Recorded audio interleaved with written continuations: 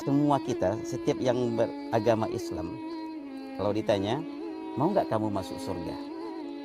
Semua kita pasti akan menjawab mau masuk surga, siapapun orangnya.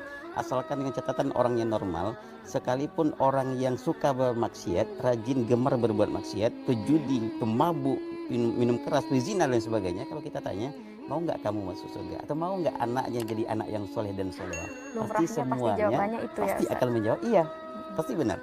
Cuma terkadang ada dari kita eh, ketika ingin menjadi anak kita menjadi anak yang soleh dan soleha, sementara prosesnya bagaimana tahapan-tahapan step by stepnya tidak kita lalui, maka nonsen mustahil rasanya anak kita akan bisa menjadi anak yang soleh dan soleha yang akan mengantarkan orang tuanya nanti tiket orang tuanya untuk masuk surga. Ya, pemirsa TVRI di mana saja kita berada yang dirahmati Allah Subhanahu Wa Taala.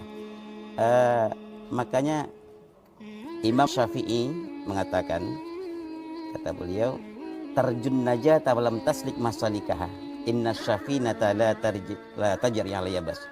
Engkau mengharapkan keselamatan tapi engkau tidak pernah menempuh jalannya, niscaya kapal itu tidak akan pernah berlayar di daratan.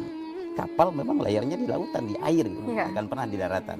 Artinya kita ingin menciptakan anak kita jadi anak yang soleh dan soleha, tapi usaha kita maksimal dari orang tua nggak ada, maka insya Allah tidak akan pernah menjadi anak yang soleh dan soleha.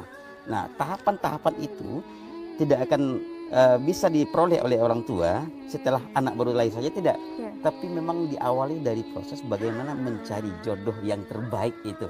Makanya Rasulullah katakan dalam hadisnya, ketika mencari jodoh baik suami maupun istri itu utamakan yang empat. Dari yang empat itu hartanya, kekayaannya atau tampangnya, kemudian bibit bebot seperti kata orang tua kita. Yang paling utama itu yang harus kita cari adalah agamanya.